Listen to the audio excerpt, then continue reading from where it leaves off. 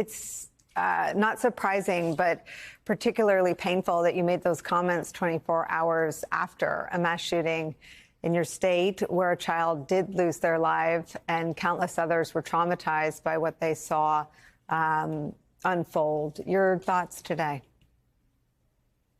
These are very trying times, and they're very frustrating at this point as we're trying to get a handle on why this continues to happen over and over and over again. And as you try to put it all together and make sense of it, no sense is ever made of it because people prefer to legislate guns and not legislate people. People prefer to protect guns and not protect people. And this is where we are. And I'm frustrated and I'm upset and we're at wit's end. You listen to these families over and over again, and people say this is not a time to politicize because people's lives have been lost. It's time for thoughts and prayers. Okay, well, prayer is prayer. Let's go pray. But now it's time to work. And as legislators, I want to work, and I want to work with my colleagues to pass sensible gun reform so that this doesn't continue to happen over and over again. There is a special, I think, horror in saying what I'm about to say, but I come on the air at least once a week and cover a mass shooting instead of, the day's news from Washington or something else, because it is the small piece, right, that we can all do for the victims and for the people they leave behind. And the people that died aren't the only victims. It's the children that will grow up without their parents, the families that will grow up traumatized and never be able to unsee what they saw. But I want to ask you about something that happened in the wake of this mass shooting. Immediately, incredibly graphic descriptions. And we followed the lead of the local coverage here, again, out of respect for the victims and the local press that are covering them. Increasingly graphic descriptions by eyewitnesses of what an AR-15 does to its victims. Do you notice that too? And do you think that might be like a kaleidoscope shaking up the debate around gun safety in Texas? Those kind of graphic images, you would hope, you would expect that they would shake people up and jar people. But unfortunately, I don't think that matters. I think it all boils down to, can you legislate with empathy? Can you legislate by having the understanding of people have gone through this, that families have said they've lost their children. The families of Uvalde had to identify their children based on what the children had on. And they had made graphic depictions of it, but unfortunately, it still fell on deaf ears. And I think the only way that this will ever change is when that type of horror, unfortunately, hits the doorstep of those people who make the decisions. Unfortunately, they would have to endure and see the same pain that these families have witnessed and have been a part of before they simply can make what we all would believe is good gun sense reform. We've watched, and I've heard many of my colleagues talk about the fentanyl epidemic here in Texas, and they are legislating.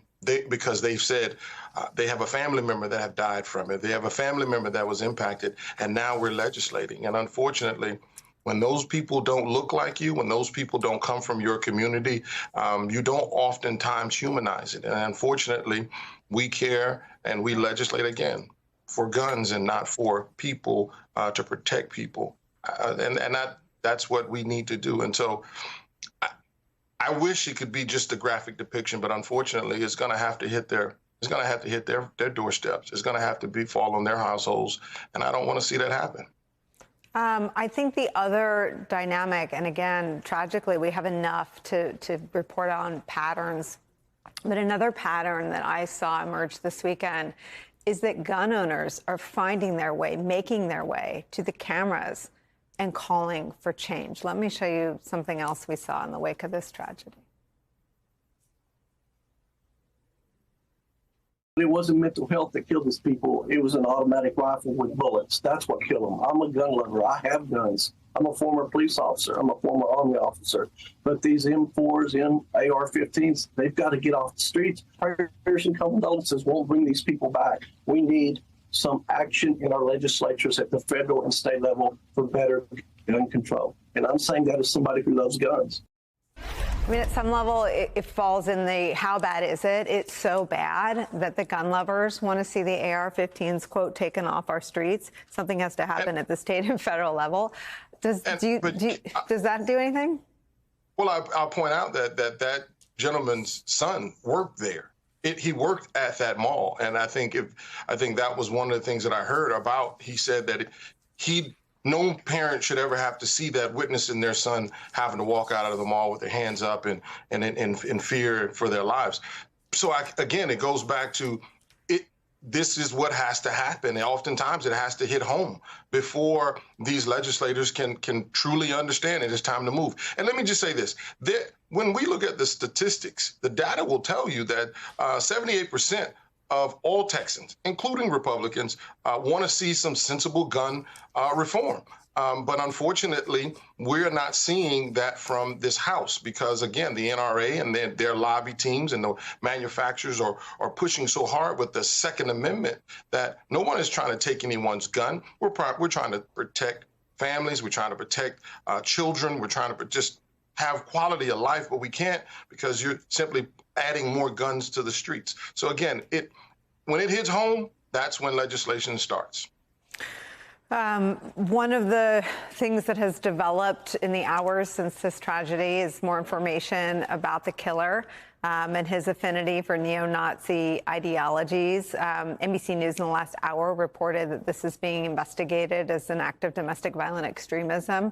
Do you have any information about that or special concerns? This is obviously a national epidemic, but it has struck victims in Texas this weekend. Well, I absolutely have concern about it because I think when you continue to allow these types of behaviors without consequence, that you will see that they become more emboldened. And this is what is absolutely happening. You're absolutely seeing these supremacist groups not being punished for their dastardly deeds, but simply saying that, calling it patriotism, or simply saying that they love their country, and they're not brought to their knees. And I think that is what this state has constantly done. We have allowed certain behaviors to take hold and take shape. And others are seeing it, and they're emulating that type of behavior. And so at some point, there has to be a consequence to the action.